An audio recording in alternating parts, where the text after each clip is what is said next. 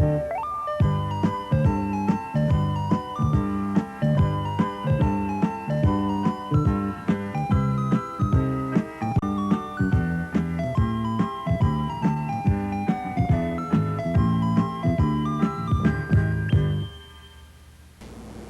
welcome to Carol's Kitchen.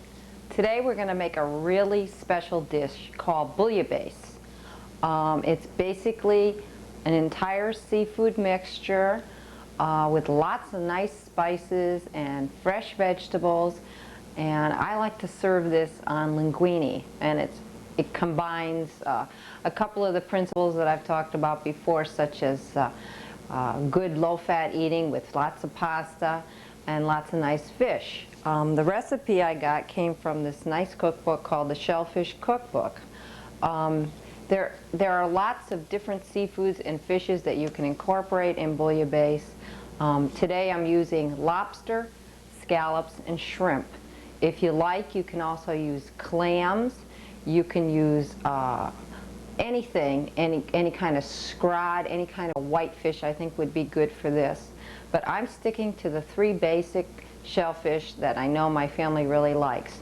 Now you're wondering, how can you do this on a low cholesterol diet?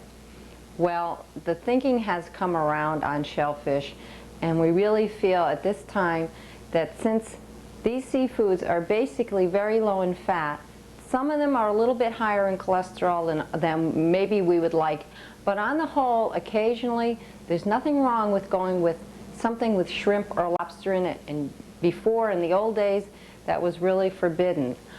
If you're interested in any kind of exact numbers or figures, if you write into Carol's Kitchen, I will send you this little booklet, which is entitled Lowering Blood Cholesterol with Diet. And in here, they will give you some exact numbers on cholesterol content. Now, the cholesterol content of lobster is only 61 milligrams for each 3-ounce serving. And really that is exactly the same as it is for red meat, which is surprising. However, red meat also has saturated fats in it, which the shellfish doesn't. So again, remember, once in a while this is fine to have, and this is a really nice company dish, party dish. It's quite fancy. Prepare in advance, get all your vegetables washed and chopped, and then when you put it together, it's done in a half an hour. The main part is to get everything ready ahead of time.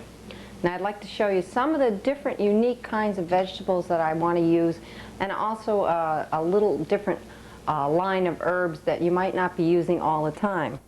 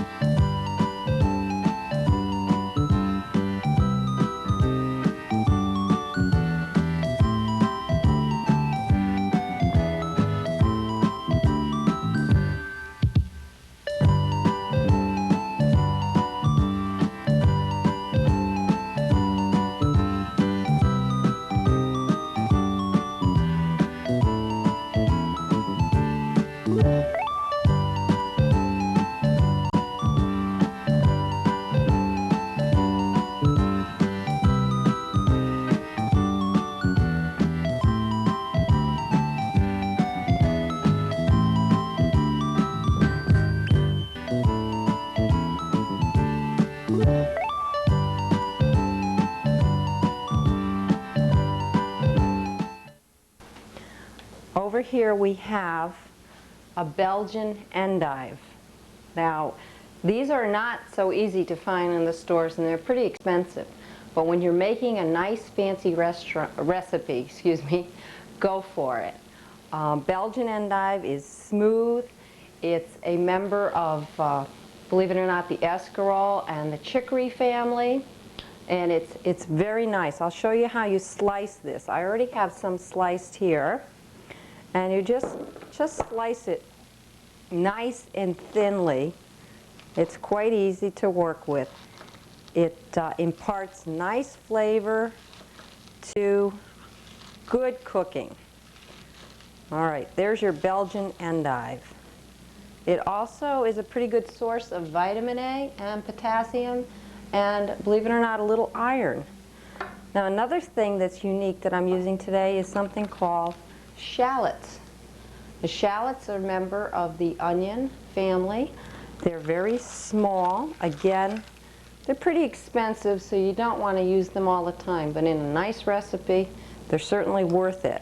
I have cut some shallots up, and they cut up very easily. They do make your eyes tear just like a regular onion, so be careful of that. Another thing that I have here is the recipe called for fresh fennel. I could not find fresh fennel in the grocery store, so what I did was I bought some fennel seed. Now fennel seed is a little seed like this, and it smells like licorice, almost like anise. Now if I were to put that in there, I thought the seeds were just too big, and I really wanted a nice fine powder for that.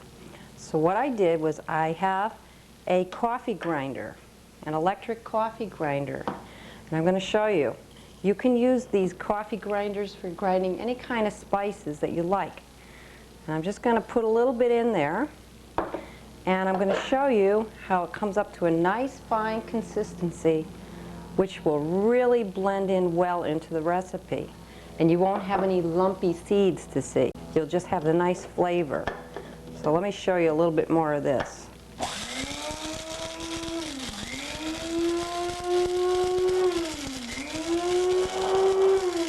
There.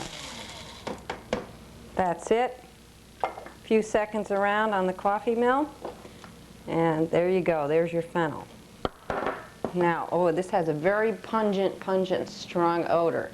So be careful with this. This is a very strong spice. I would say if you're going to buy the dry, and it calls for a couple of tablespoons of fresh, go with no more than a teaspoon of the dry because it is much stronger and more concentrated. So these are some different things that I'll be using today in the bouillabaisse. The fennel, the Belgian endive, and some shallots to make this a really special meal. Now what we're going to do is we're going to go over and we're going to saute some garlic with regular onions, the shallots, and then we're going to add some chopped tomatoes and the endive, and we're going to cook that up for a bit. And then after that's been sauteed, then we're going to add some nice white wine, and finally, after that simmers for about 15 minutes, then we're going to add our seafood. Don't cook the seafood too long. The shrimp I have bought today has already been pre-cooked. The lobster has been pre-cooked. The scallops don't take long, no more than 3 or 5 minutes. You don't want to overcook shellfish. If you do, it's going to be tough. You're going to ruin the whole recipe. And all these things are expensive, so we don't want to ruin this. This is really nice. So let's go over and we'll start our sauteing. All right, we're ready to start now with our sauteing and get all our vegetables nicely cooked. We want to first of all start with some olive oil.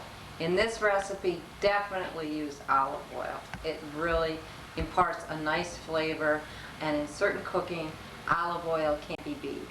So we're going to start with 1/3 cup of olive oil, and I've preheated the pan. And then what we're going to do is we're going to start firstly with our garlic. Now I've used 3 cloves of garlic. This is going to be a large recipe, and I want it to really taste Mediterranean. So a lot of garlic. Be careful that your garlic doesn't burn, and just lower that a little bit. Next we're going to add, this is 1 regular onion, which I'm adding. Oops. I said be careful it doesn't burn. It's already starting to catch, so let's get moving. Okay, we're going to add the onion. And just saute that. Then to that, we're going to be adding the shallots that I talked about before. Nice. And the endive. something that you don't use very often, but it's certainly nice in a unique recipe. That also has kind of a licorice smell to it. And all these flavors are going to blend very nicely. Now we want to saute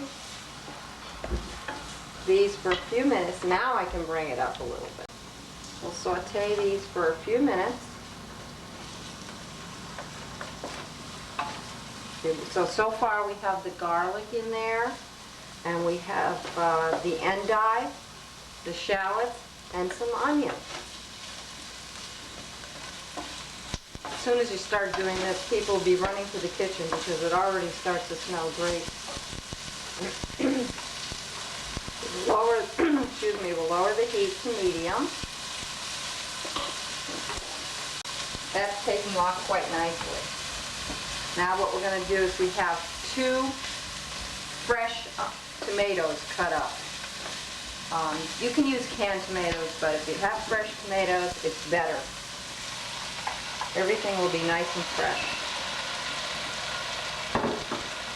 There we go. So we're basically having kind of a tomato-based sauce on this. Now these will cook down. You want to cook all of this for at least 15 minutes. To that, we're also going to add, and I'm going to include this in the recipe. It was not included, but I wanted to add it with some parsley. This is about 2 tablespoons of parsley. It'll add some nice color.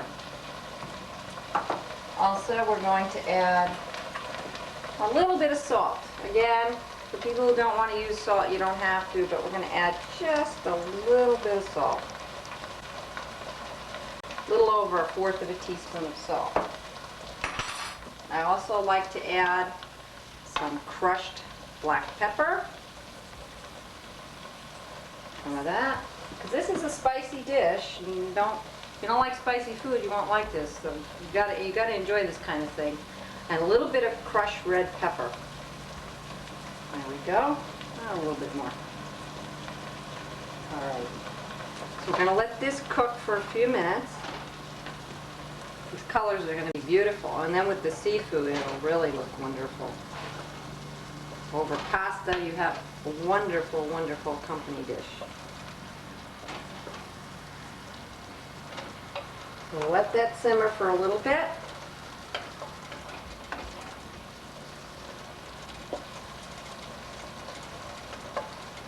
Okay, we also, this pot that I'm cooking in, so I'm trying to save steps, can also be used as a serving pot. So if you have a nice attractive pot like this, use it, and you can use it right at the table with a hot pad underneath it.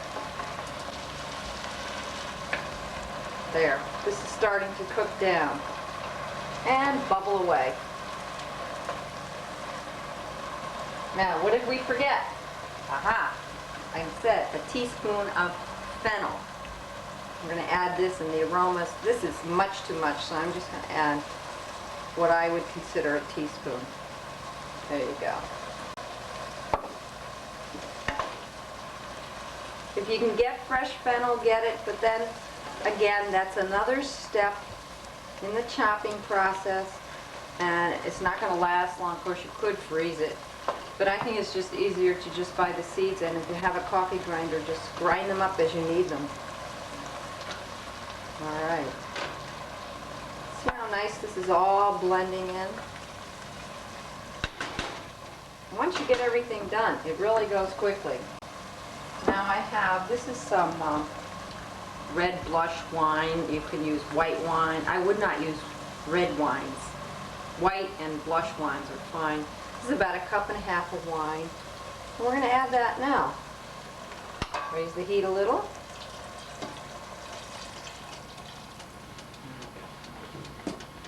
There's your wine. And also another trick is an entire bottle of clam juice. Clam juice is very low in calories, and it imparts nice stock flavor to this. So we're going to use an entire bottle of clam juice.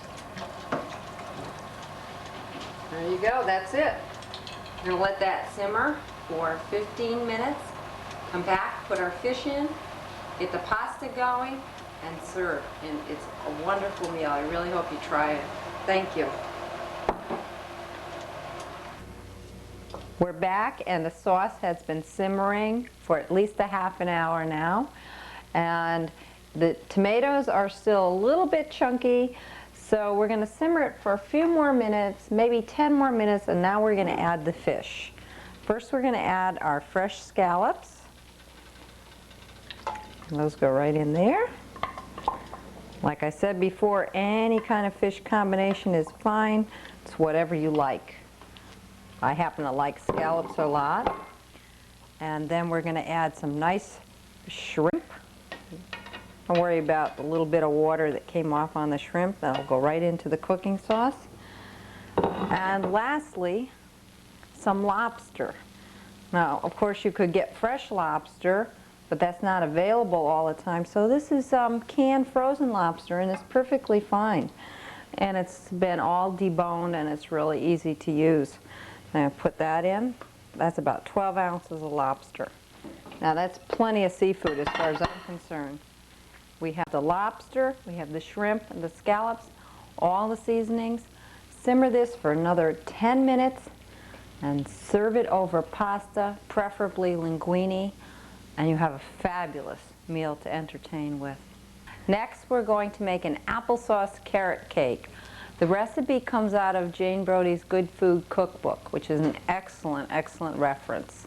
It's a quick, easy carrot cake to make, relatively low in calories, and it's relatively low in fats and cholesterol. What we do is we use 2 whole eggs and then 2 egg whites to cut down on cholesterol content.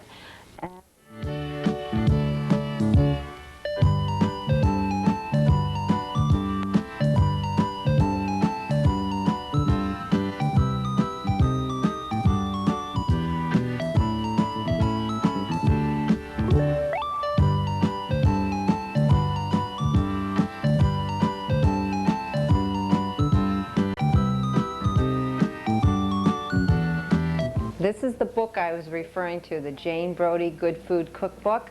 And in here I found that really nice recipe for applesauce carrot cake. It's on page 615 if you're interested. What we're going to do is we're just going to add the flour and the sugar and the baking soda and the spices. Combine those. Then we're going to combine in a separate bowl the applesauce with some eggs and some oil. Blend those two together, and then finally add the shredded, grated raw carrots that are fresh. Put this in the oven for about an hour, and you have a really lovely homemade carrot cake that isn't that hard to put together. Here's the flours. Now they recommend, if you have whole wheat flour, to use half of that and half white flour, and that will add a little bit more fiber to the product. Here's our flour,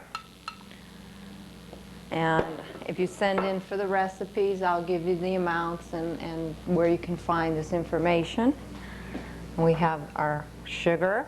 If you want, you can also use brown sugar. I'm just using plain white sugar today. Then we're going to use a teaspoon of, no, a half a teaspoon of nutmeg, which is a lovely spice in a carrot cake. And then we're going to use 1½ teaspoons of cinnamon. There's 1, and here's our half. And to this you can add a 1/4 teaspoon of salt if you choose to. That's that. And then we have our baking soda, which is our leavening agent. And that goes in there. Now you just mix this all together. You don't need to sift. The days of sifting are over with. All flours are usually pre-sifted. There you go, there's our flour. Now next we're going to add the eggs. Now, I told you we had 2 whole eggs and 2 egg whites. to cut down on cholesterol. So we're going to mix the eggs. And the oil. Now for this I use my favorite Puritan oil, canola oil, which I love to use in baking. 1/3 of a cup of oil. And we mix those 2 together. And then we have 3/4 of a cup of applesauce. Now, most of these ingredients you will already have in the house, so this is something you don't have to go to the grocery store to look for extra things. Usually you have carrots in the house and applesauce and some flour. And it can always be something that you can put together at the last minute. The applesauce will make this cake really nice and moist too. It's a nice winter cake. And I mix all that together, which is just the eggs, the applesauce, and the oil. Another variation I just thought of would be nice would be mashed bananas too, if you'd rather use that. And we're going to blend this all together. Applesauce, nice flavor. This is going to be a very moist, nice cake. Blend this all together. And you can smell the cinnamon, spices. And once this is mixed, a few turns should do it. There.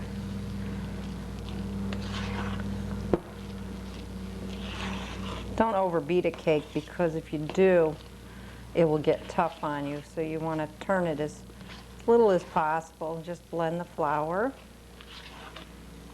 Bring it up from the bottom. As I can see, it's kind of stuck on the bottom there a little.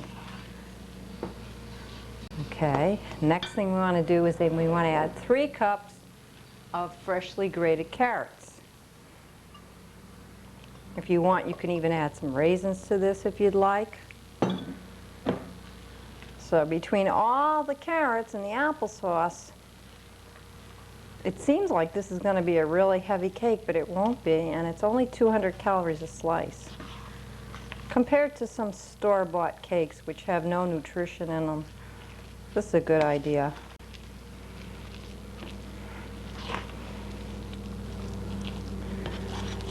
There we are. And we're going to bake this in a 350-degree oven for about 1 hour. And what they recommended to use is a greased tube pan. So we're going to put this in a greased tube pan, and I just sprayed it with some of that Pam, so that we're cutting back on some extra calories that we don't really need. So we're going to put that in the tube pan. So we'll take a look at this after it comes out of the pan and after it's been baked. I hope you enjoy both of these recipes on Carol's Kitchen. Especially try the bouillabaisse for company. I think they'll really like it. And this is a nice cake to have in the winter when unexpected company drops by and you need to put something together real quickly. Thanks, and send in for the recipes, and I'll be looking forward to seeing you again on Carol's Kitchen. If you would like a copy of any of the recipes you saw on tonight's Carol's Kitchen, such as recipe number 20, bouillabaisse, or recipe number 21, applesauce carrot cake, please write to Carol's Kitchen, care of Carol Stromsky, 35 Sorghum Mill Drive, Cheshire, Connecticut, 06410. And please remember to include a self-addressed stamped envelope so that we can get those recipes to you as quickly as possible. Thank you for watching Carol's Kitchen.